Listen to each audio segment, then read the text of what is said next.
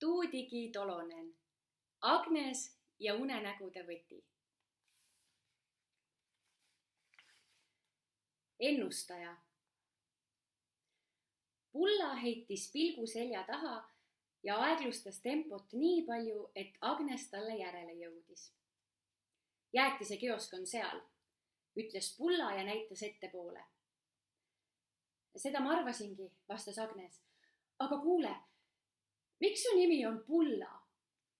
No ja miks sinu nimi on Agnes?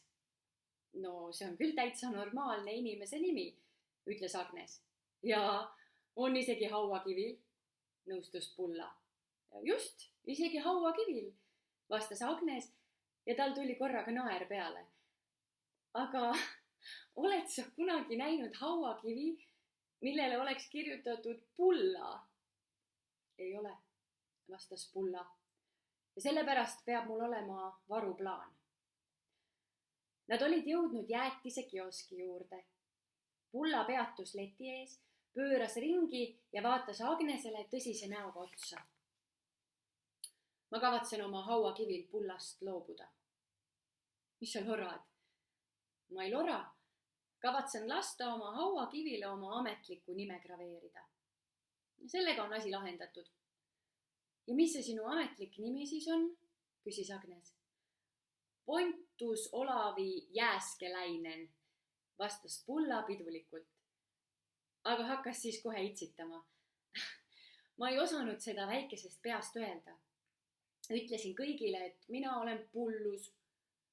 Üks mu onu kuulis valesti ja küsis ema käest kuskil peol, et kuidas teie Pullal läheb. Pärast seda hakati mind Pullaks kutsuma. Vahest mitte parim võimalik hellitusnimi, aga teisalt maitsevad kuklid ju paljudele. Agnes hakkas naerma. Kust tema küll teadis, et laadale tõesti tasub tulla? Siin võis ju tutvuda huvitavate inimestega. Mis jäätist sa tahad? Küsis Pulla. Agnes vaatas jäätise palli pilte kioski aknal. Suuremale osale oli must rist peale tõmmatud. Äri oli ilmselt hästi läinud. Ütleme näiteks sidrunisorbetti. Pulla pöördus leti poole ja palus Agnesele sidrunisorbetti ja endale pehme šokolaadijäätise. Kas me võiksime natuke ringi käia enne, kui tagasi läheme? Küsis Agnes.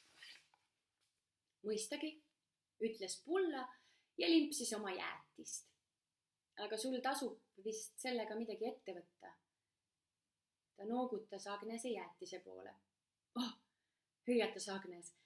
Ta jõudis veel viimasel hetkel üle vahvli serva voolanud sorbeti oja suhu limpsata.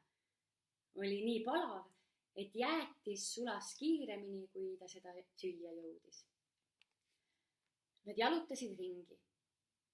Turuplats kihas laadalistest. Päike paistis ja õhus hõljus ahvatlevaid turulõhnu. Maasikate ja lillede, pannkoogi ja kohvilõhna. Agnes tundis korraga, et kolimine ei olnudki ainuüksi halb asi. Ehk tuleb sellest lõpuks ka midagi head, nagu ema oli öelnud. Otse kui oleks ta Agnese mõtteid kuulnud, küsis Pulla. Kas te alles äsja kolisite siia? 4 päeva tagasi, vastas Agnes. Miks? Küsis Pulla. Kuidas nii, miks? No miks te siia kolisite? Või siis miks te ei jäänud sinna, kus te enne elasite? Mina olen nii aru saanud, et Harmala ei ole kolijate hulgas just esimene valik. Arvaksin, et inimene peab olema mingis mõttes meeleheitel, kui ta siia kolib. Agnes ei teadnud, kas Pulla mõtles seda tõsiselt, aga hakkas naerma ja vastas.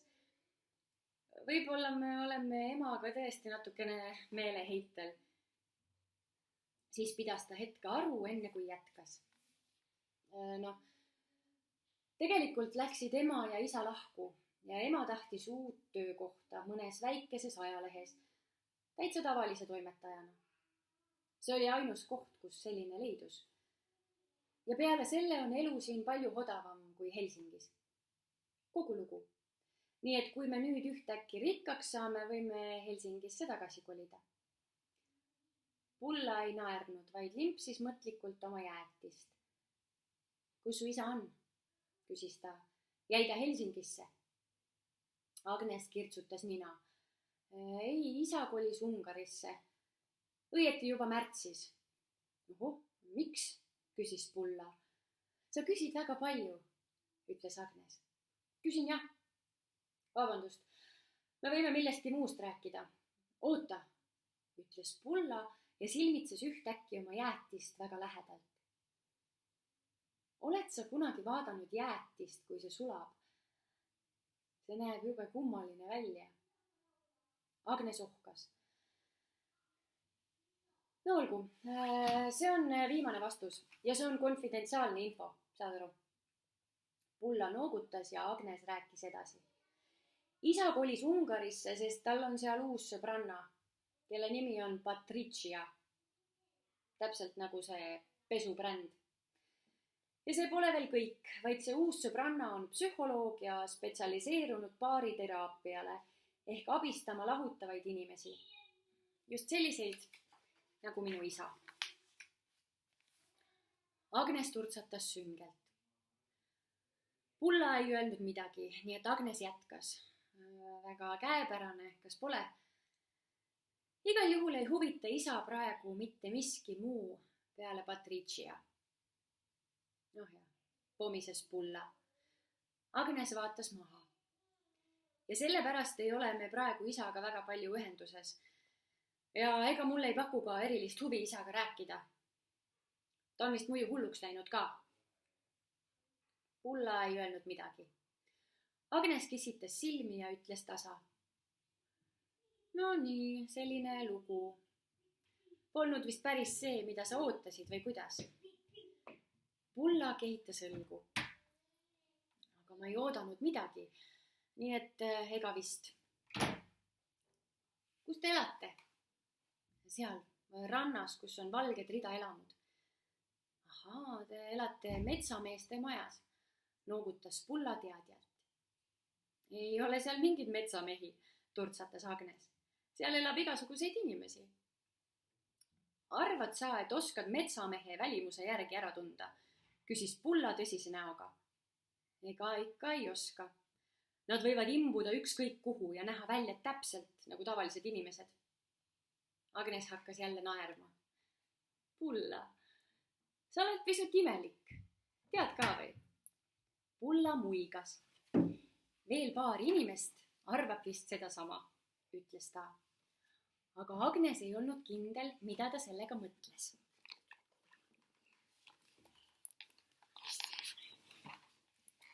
Agnes ei olnud kindel, mida ta sellega mõtles.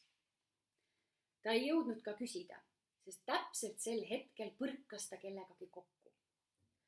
Kokkupõrge oli tugev ja Agnes kiljatas. Jäätis libises tal käest. Kott pudenes õlalt ja Agnes mõistis, et ta kukub kohe Pullale otsa.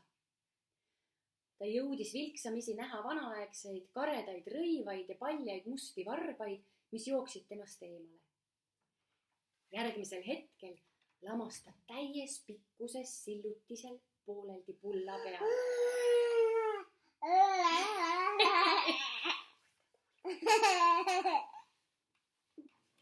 Ta lamas Pulla peal ja tundis põlves valu. Agnes, mis toimub? Hüüatas Pulla. Agnes, mis toimub? Hüüatas Pulla. Keegi tormas mulle otsa, kas sa ei näinud? Vabandust, ma ei tahtnud sind pikali lükata. Said sa haiget? Agnese põlve peal oli verine kriimustus, mis hirmsasti haiget tegi. Pulla ajas end vaevaliselt jalule ja vaatas Agnest, kes oma põlve kinni hoidis.